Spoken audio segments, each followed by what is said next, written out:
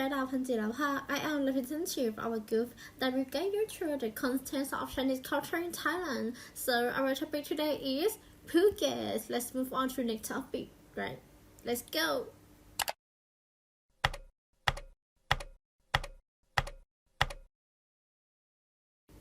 So the first topic is Phuket. What is Phuket? Phuket is an island that's what formerly known as Dang Silon or Thongkha or Thungkha, which Phuket provides is a provide with Chinese listen to life since the legends King Mongkut. King Mongkut. King number 4, 1804 to 1868, because the palace Phuket is an island that has a lot of minerals, making it possible to make career in the fine mineral, and mining require a lot of number of the workers, both Chinese and Thai, discussing the exodus of the Hokkien Chinese to Phuket until the burning of the culture known as Phuket Hokkien or Baba Phuket itself.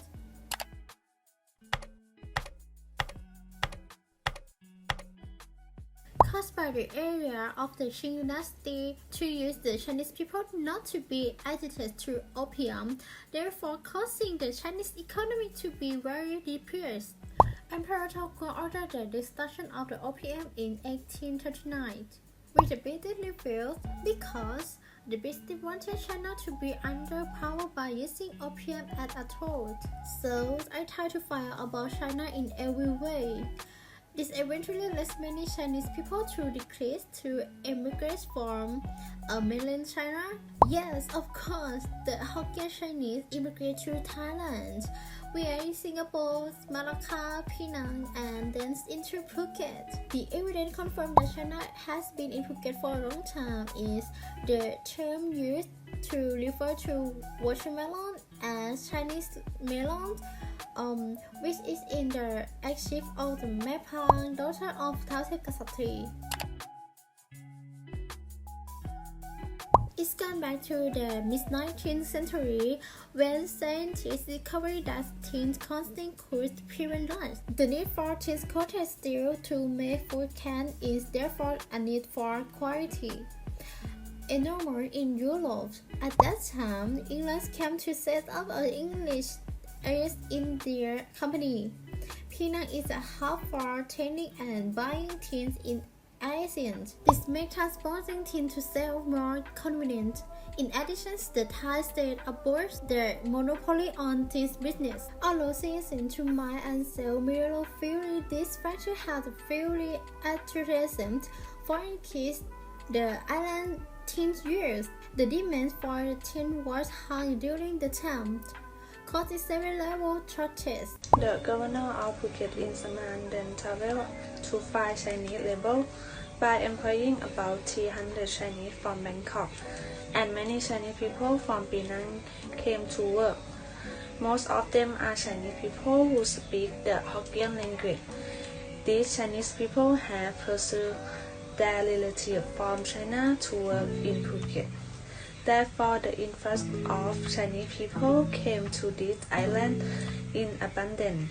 Chinese people in the south of China, such as Chinese people from Hokkien, Guangdong, and Hainan, have easy access to the sea.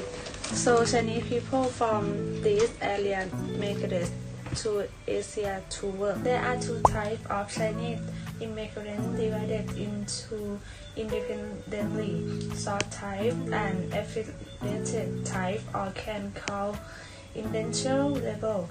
Many Chinese immigrants were brought from China to Penang before being sent to other cities like Phuket, Medan. These Chinese people are desirous and market to prevent access. Around the reign of King Nang Klao Chao Yu Hua to His Majesty King Mongkut, this is the era where Chinese people have come to Phuket the most due to the world's demand for tin ore. พระยาราชานุประดิษฐ์มหิศรภักดีเขาซิมวีณละนอง at the time was the governor of the country Phuket, Phang Nga, Krabi, sent a lifeboat to pick up Chinese people from เหมิงเสี่ยเหมิน Amen is salmon now. Hokkien Mapoites at the South Chinese people began to enter the island of Phuket more. Phuket Thai Hua School was founded by Mr. Tan King Kyo, Mr. Tan Jin Huan, Mr. Dan Bai Thao, Mr. Dan Eki, and Mr. Hong Han Kwan. This was established around 1901 or 1913 to allow children of overseas Chinese in Phuket to study Chinese because in the past Chinese people in Phuket often sent their children to study in Penang and China which are far away. As a result, overseas Chinese come together to establish a Chinese school now as Phuket Thai Hua. Chinese people who moved from the mainland to build shrine to be the cultural center of the Chinese people, and this second group of Chinese people or Ang Yi has an ideology Fan Qing Pu Ming, that is to overthrow the Qing dynasty, restoration of the Ming dynasty, make this ideology boom in Phuket. And to say another aspect, is another corner is the culture and belief of the Hokkien people. Then another one is Ang Yi staff, Taoist religious, believe it is believed that it is the residence of the mother of the stars, which is written in Chinese on the front of shrine.